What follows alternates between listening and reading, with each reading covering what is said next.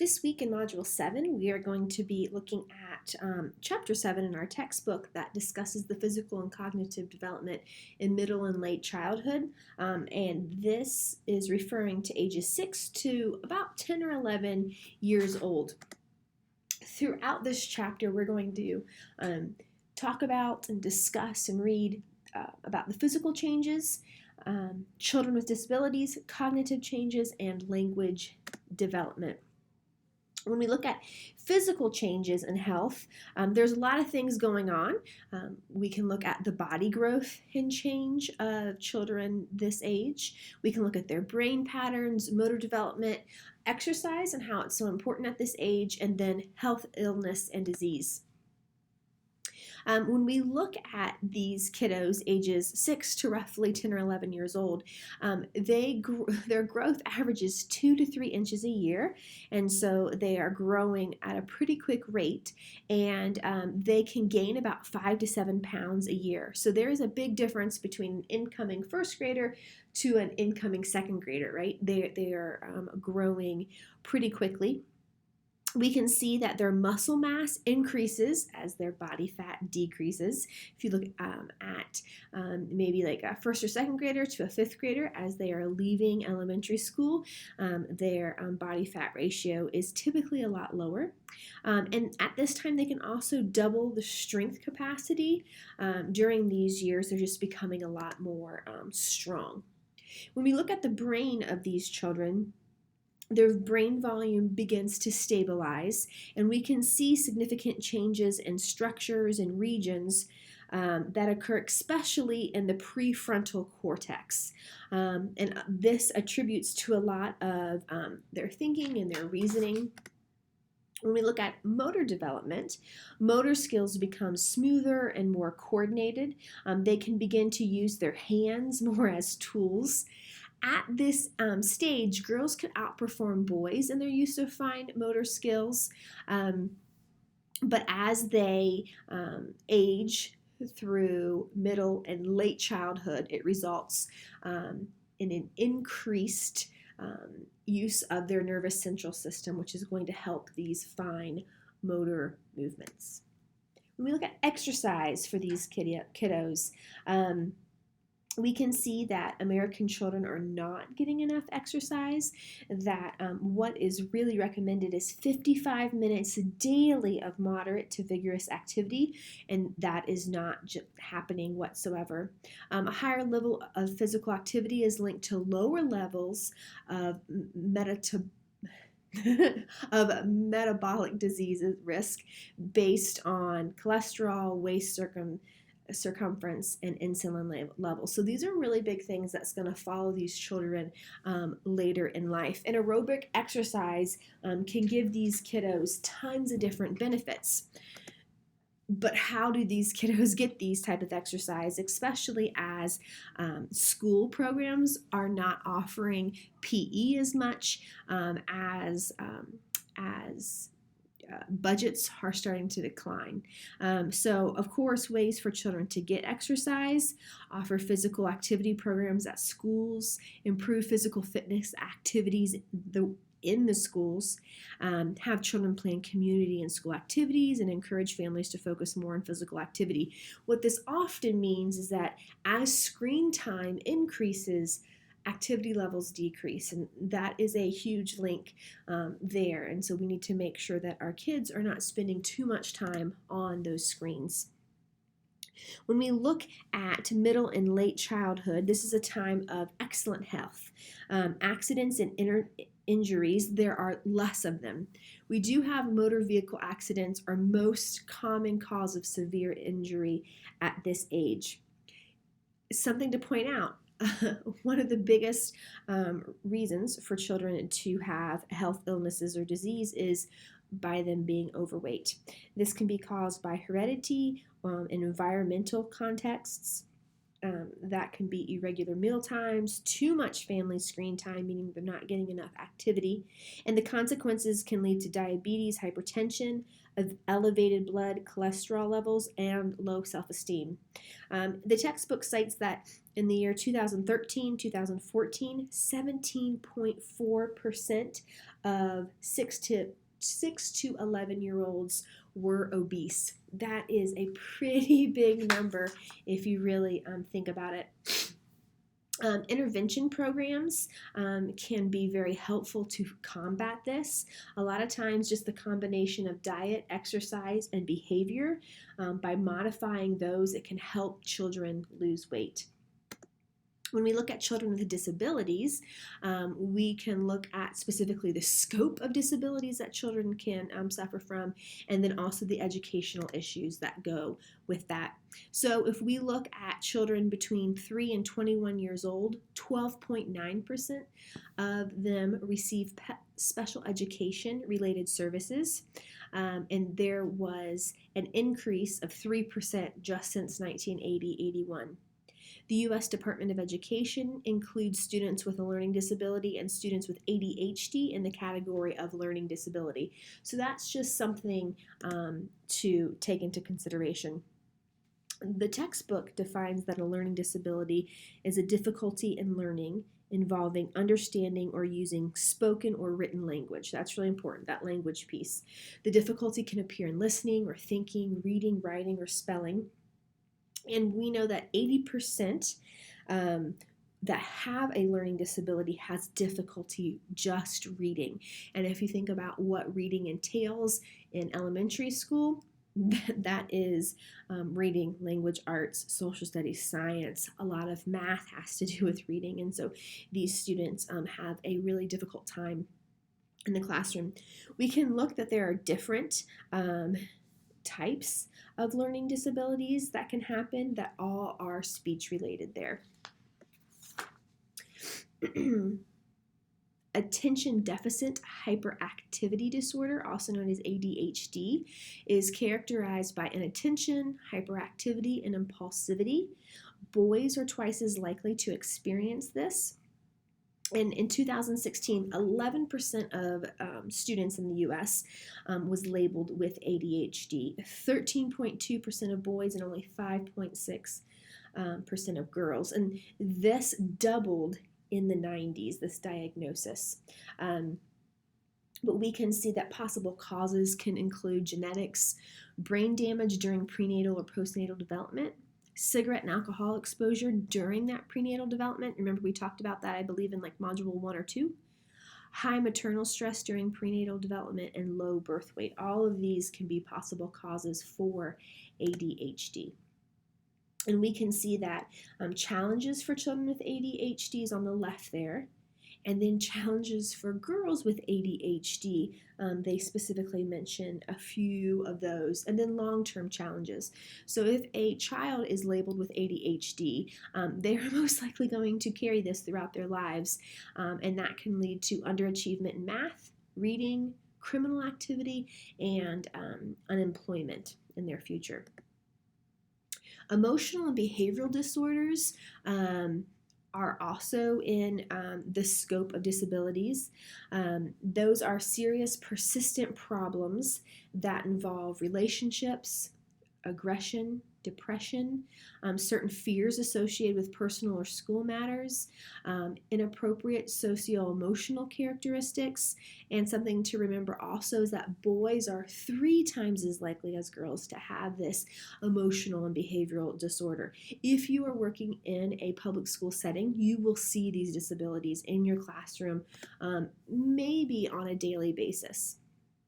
When we look at some other disabilities, we talk about autism, and that is on the spectrum. It ranges from autistic disorder to Asperger's syndrome, and they may have a genetic basis. And on my notes, I have underlined the word may. They may have. Autistic disorder, onset in the first 3 years of life. They can have deficiencies in social relationships, maybe some abnormalities in communication. They have Cognitive processing of information, there is a deficit there, and it's identified 5 times more often in boys than girls. You can kind of see a pattern here. Going on the other end of the spectrum, we see Asperger's syndrome. They have good verbal language skills. A lot of their language problems is a good deal milder, but they have restricted range of interests in relationships, and a lot of times they can become obsessive, and some of their routines can become very repetitive. So that is just something to watch out for and that you should be knowledgeable about if you are in the classroom. We can see here U.S. children with disability receiving special education services, and this is for the 12-13 school year.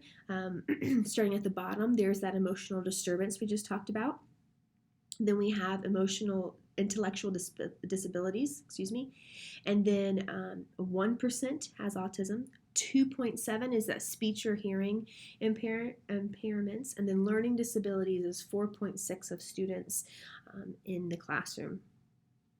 When we think about this, there are some educational ties that go along with these disabilities. We have something called an IEP, and that's an individualized education plan. This is simply a written statement, and it's specifically tailored for the disabled student.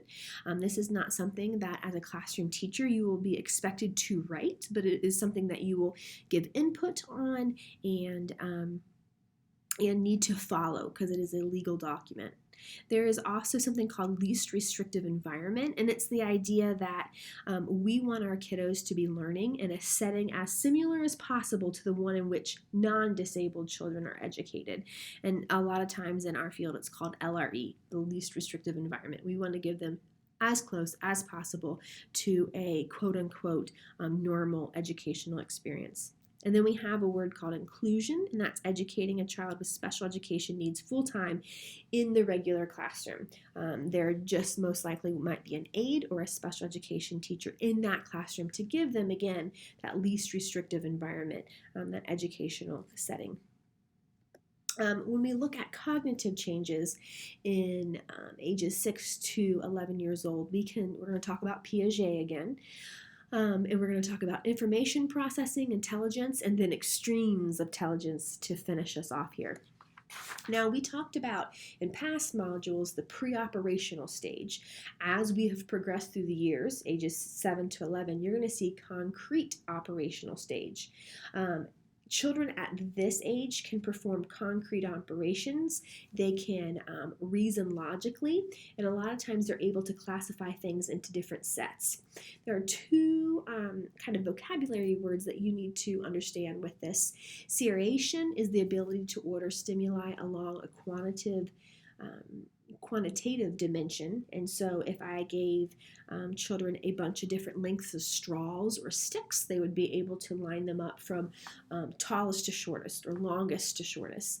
And then transitivity is the ability to logically combine relations to understand certain conclusions. So if I had stick A was really long, stick B was middle, stick C was short, they would be able to say, okay, well, A is bigger than B, and B is bigger than C, so A must be bigger than C.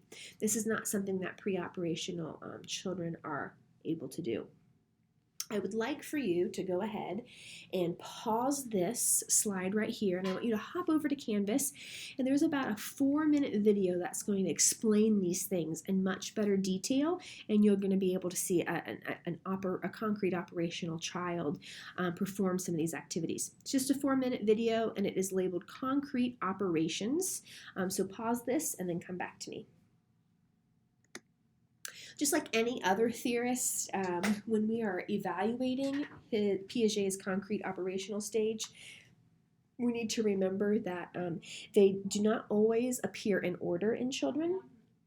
And we need to remember that there are strong influences in childhood development. And so sometimes children can be trained earlier to hit some of these stages if someone was very purposeful, like a more knowledgeable other, a teacher or grandma, a grandparent, a parent was really working with their child. And of course, people are going to say that these theories need to be revised, and that happens with most of these theories. Once the theory has gone public and been around for a while, people want it to change, which is good because our thinkings and our understanding of the brain and how children learn change over time. When we're looking at information processing, during middle and late childhood, most children dramatically improve ability to sustain and control attention. This is really important when they're sitting in a classroom and learning a social studies lesson or a math lesson, going home and being able to sustain and control their attention to finish math homework. Children of this age pay more attention to task-relevant stimuli, and they have changes in memory, thinking, metacognition, and executive function. And we're going to talk about all of those words here in a second. When we look at long-term memory, it increases with age during middle and late childhood. And so we can see that if a child has a specific interest in content knowledge in a certain area, they are going to be able to remember much more about it. And so you can see on that graph, children that has experiences with something is going to, they're going to remember it a lot more. So you can see on the left, green is children with chess experience. Orange is college students without chess experience. Okay, if we're just talking about random numbers and not the game of chess, the college students can remember more. But if we are talking about specifically the thing that they're interested in, the thing that they have knowledge and expertise in, the children are going to remember a lot more things about, particularly like the chess pieces, which areas can they move, than a college student. So them having a interest in it really helps them remember things. That's something important to remember about in your classroom. Working memory is a passive storehouse to keep information until moved to long-term memory. It just develops slowly, and language development is really important in this. When we talk about specifically thinking, executive functioning is the dimensions of executive function that are most important for cognitive development and school success. So when we talk about self-control, it's the ability to persist on concentrating on something. This is really important for school success. Working memory helps with working with masses of information. Can they remember what they learned in social studies and language arts? Can they apply both of those things? And then flexibility. Can they consider different ways of thinking? All of these things go into executive functioning and is going to help them in school success.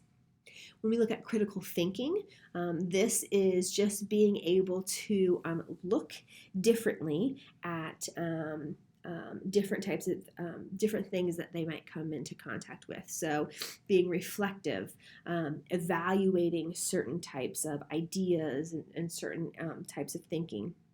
Mindfulness is being alert, mentally present, and cognitively flexible, and it helps improve children's attention for self-regulation.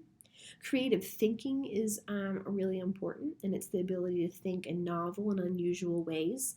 A lot of times, our classrooms of today we don't really harp on this too much, and we don't really have standards to test this, and so a lot of times this is something that is fairly forgotten in the classroom unless teachers are being very purposeful about it. But we want our kiddos to be divergent thinkers, to produce many answers to the same question, and to really think creatively. Information processing. When we talk about metacognition, that is cognition about cognition. Understanding how you learn, understanding of understanding. And children at very young ages can understand how they learn in a classroom, and this just helps them become better learners. You can see here through the graph of working memory, and this is another time that I want you to go ahead and pause. You're going to watch a fairly quick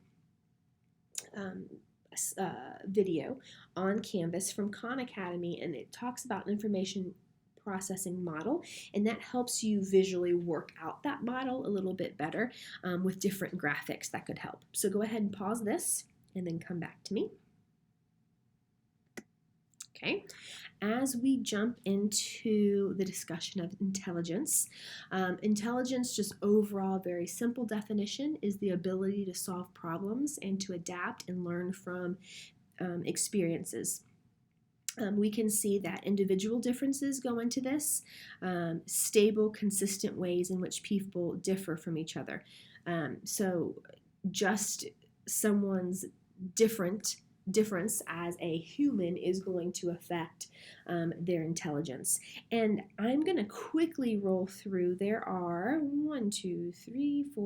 5 different forms of intelligence and intelligence assessments that the text talks about. And what I'm going to have you guys do for your observation this week is to choose one of those 5 intelligence tests, watch a quick video of it, and then share with your peers what you've learned through lecture, through text, the textbook that you read, and through the video. What are the major takeaways from that?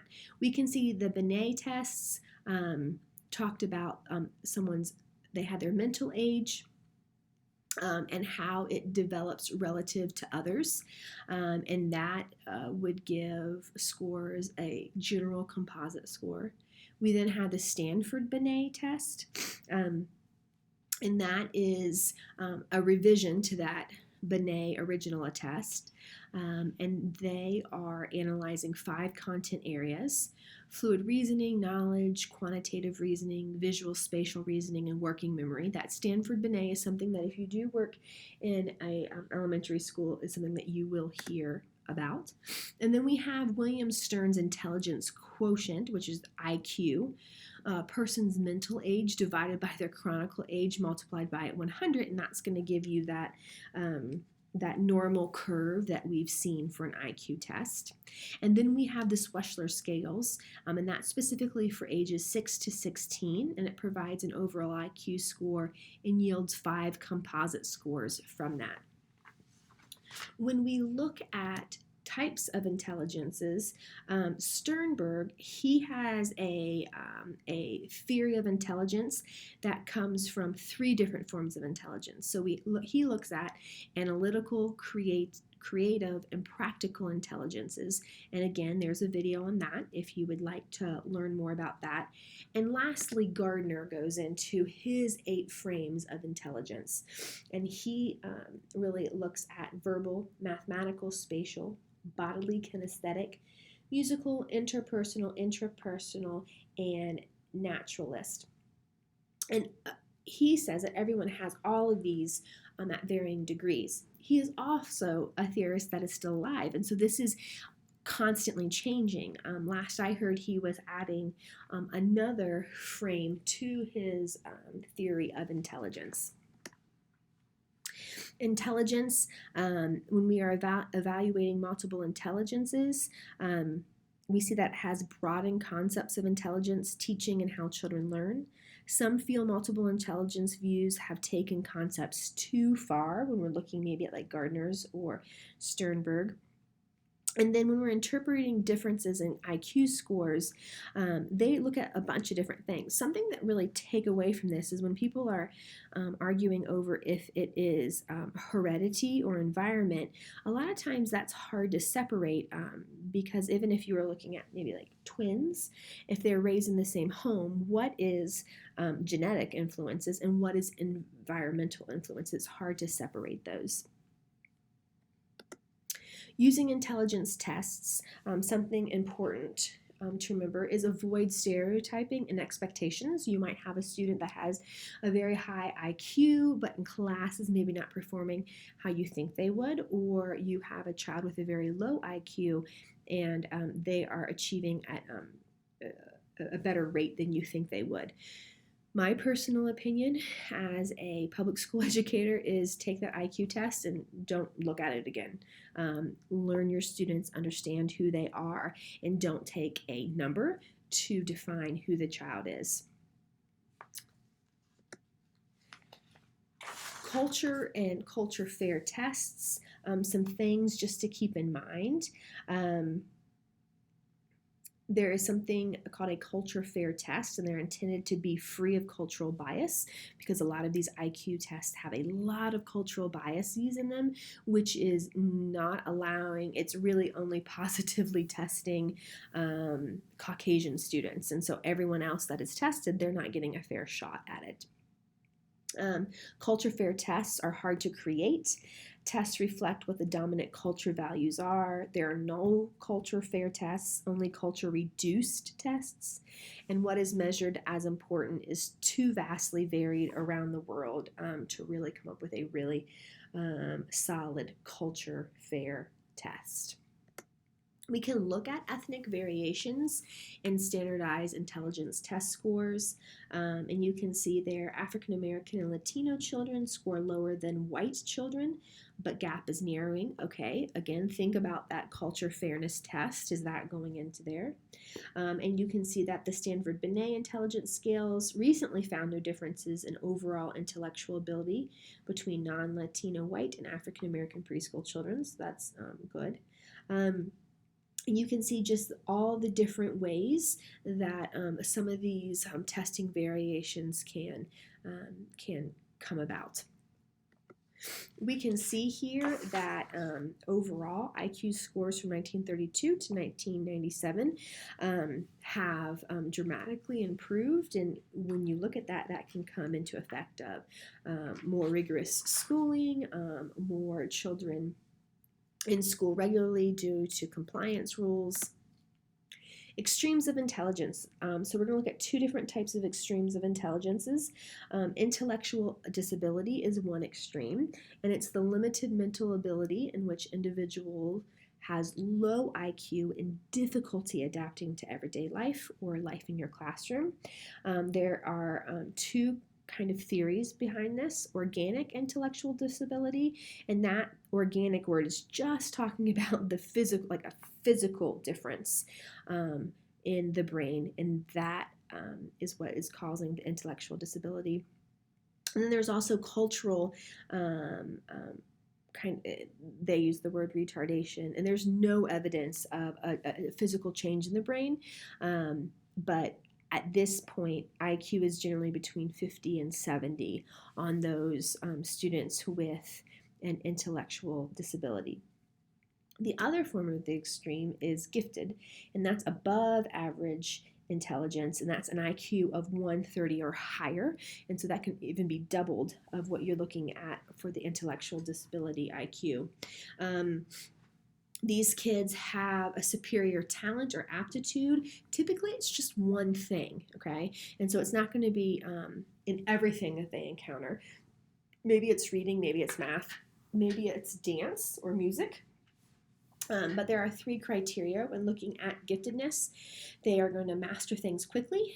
They're going to need minimal help or scaffolding in mastering those, and a very driven personality to understand and master these things. When we look at nature versus nurture, science is telling us right now that it's a little bit of both. And so a lot of times you cannot work with your child to become gifted. It is just a whole different form of intelligence. You can help coach them to become really strong in certain subjects, but giftedness cannot be completely coached into a child. When we look at language development, some things to be aware of for ages 6 to 11-year-olds is their vocabulary, their reading, their writing, and we're going to talk for a quick little minute about bilingualism and how important and beneficial it can be. When we look at vocabulary in children, change occurs in the way that children's mental vocabulary is organized. They are going to have advances in grammar skills. They're going to be more aware about the language that they're using. They're going to begin to understand prepositions and being able to discuss the sounds of language. And that's going to help them become better readers and writers, help them to better understand what they're reading and writing. When we look at reading, there are two different approaches that teachers a lot of times will approach reading. There's a whole language approach and phonics. Whole language approach is reading instruction that paralyze the child's natural language learning. And so that whole language approach, we are very aware of the world that they're living in and having language meet them to where they are. Now, phonics approach is reading instruction, and it's teaching very rule-based symbols and sound, and so it's kind of shoving the child into language rather bringing language to the child. When we look at writing, parents and teachers should encourage children's early writing. Things to remember if you are a parent, a caregiver, or someone that is working with children in those younger grades. Don't be concerned with letter formation or spelling. Give them lots of opportunities to write. Their skills are going to improve as language and cognition develops. They're going to become more organized and logical thinkers through this writing. But children learn planning and drafting, revising, and editing as that metacognition awareness and writing competence improves. And so it will happen naturally, but just give them lots of different experiences to write, even when it doesn't make sense. When we talk about bilingual education, this is second language learning. Bilingualism has a positive effect on children's cognitive development. They have better attentive control, concept formation, analytical reasoning, inhibition, cognitive flexibility, complexity, and monitoring. And I was debating if I should put up a video for you guys, but bilingualism in children is so important. There is something called subtractive bilingualism, and it's when immigrant children speak their native language at home, become bilingual at school, then speak only English. And in that way, their bilingualism has a negative effect. So it's really important if you do get a child that is bilingual in your classroom to let them use both. Act interested in both. Have them teach you things. And of course, research supports bilingual education for academic achievement. As you have gone through here, I would like for you to write for me 5 different little paragraphs. And I would like for you to act like you are informing community members or a parent that you might work with in the future, and just give me 1 paragraph on each one of these topics. Exercise. What does this say about elementary students? Disabilities. Concrete operational stage. Info processing, and then intelligence. If you only had 4 or 5 sentences in a paragraph to really hit the main points for parents, you're educating the parents, what would you tell them about children, 6 to 11-year-olds, elementary students, about exercise? What do parents need to know? What do they need to know about disabilities? What do they need to know about concrete operational stage from Piaget? What do they need to know about info processing and then intelligence? You are now the experts on this, and so I want you to use your academic language in these reflections, showing me that you are comfortable with these terms. Again, just 1 paragraph on each, and you will see on the assignment page on Canvas in this particular module, Module 7, a better description of it. Hope you guys are having a great semester, learning a lot, and becoming fantastic future educators.